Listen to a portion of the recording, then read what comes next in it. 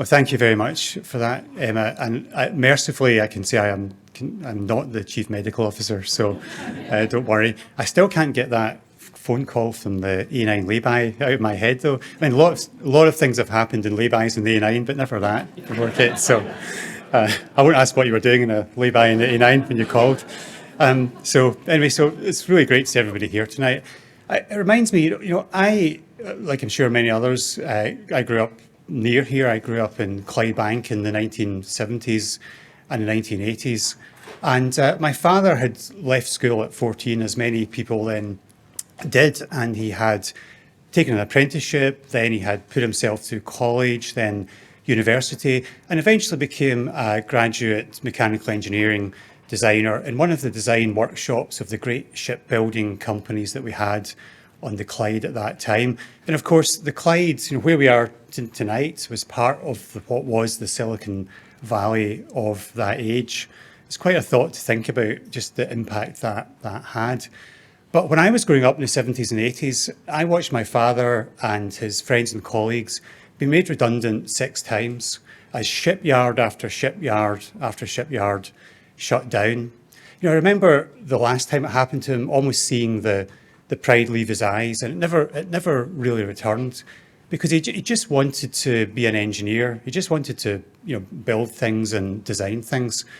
And that malaise spread across the country. We lost our seat at the table of the world's best engineering countries. And with that, we lost for a while our confidence and our belief. And we entered a too long period of lamentation about a great past.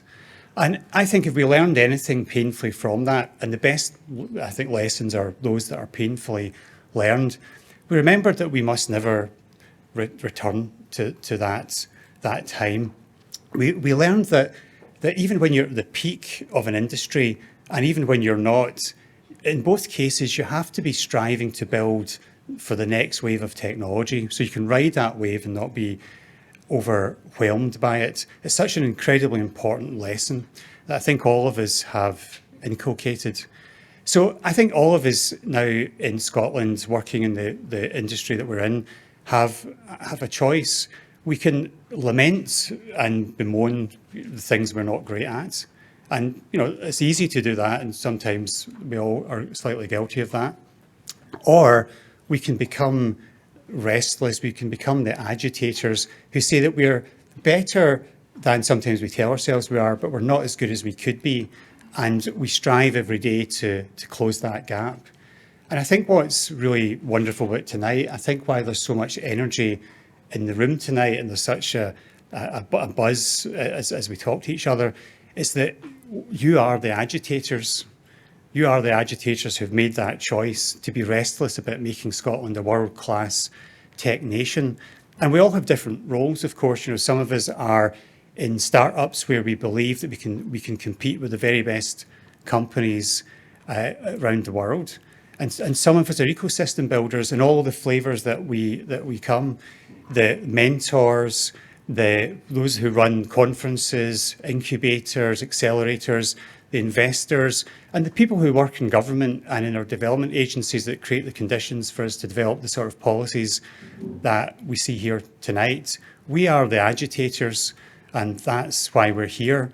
And what you're doing here is you're rebuilding that sense of belief, and you're rebuilding that sense of confidence, and you're building an infrastructure that paves the future for the people of this country to flourish.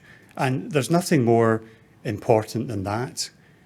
And what we're talking about tonight is a piece of infrastructure. It's not the only piece of infrastructure that exists. There's some great initiatives happening all the time in Scotland, but it's a really important piece that can really accelerate and enhance Scotland's standing as a tech nation. And that, of course, is the TechScaler network. And for me, I don't know how Emma feels, but the First Minister, the Cabinet Secretary, and now Emma have stolen all my things I was going to say about that. So I just want to emphasise a couple of things.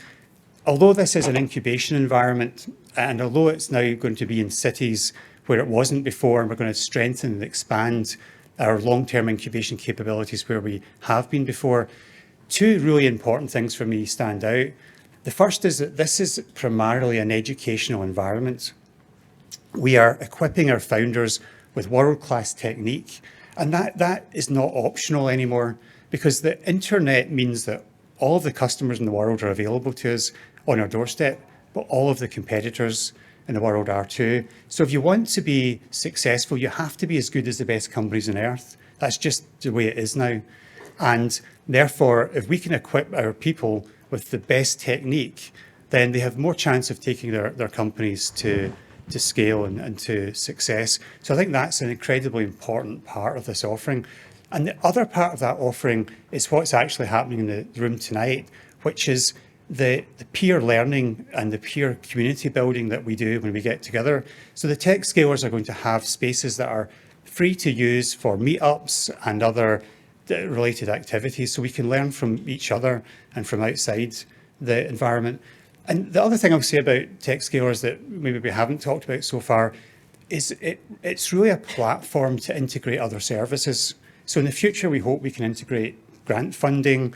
We're sure it's going to become a gravitational pull for investors outside the country, which in turn will create more strength in our companies and we can do more things. And as we move forward into the future, we want to generalize tech scalers to be an environment that's available for startups in every category. So it's a very powerful platform if we choose to use it properly. And to get to this point, we've gone through a long and very comprehensive procurement process.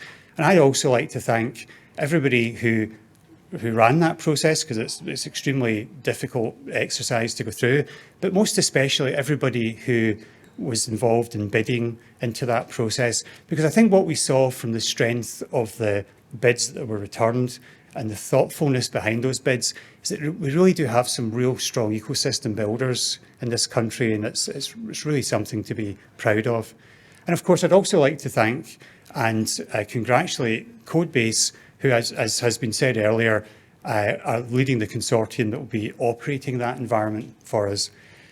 Now, the CodeBase team understands very clearly that the tech scalers is not the property of CodeBase. CodeBase are the custodians of that environment. It belongs to the whole ecosystem. And what it needs to be successful is that all of us, the agitators, and those who couldn't be here tonight that are also in that category, that we bring it to life in the various ways that we can do and make the contributions that we can. Because otherwise, it's just a bunch of echoing buildings and empty tweets. And I think we're all tired of those kind of things. But we often talk about buildings. It's the dynamics, it's the life we put into these environments that really makes a difference. And that's what we can hear and feel in the room tonight. And that's what these environments are going to need. So I'd like to say, just in anticipation of your participation, thank you for that. And I'd like to say, for your restlessness, thank you for that too. Thank you for being agitators. And here's to the agitators. Thank you.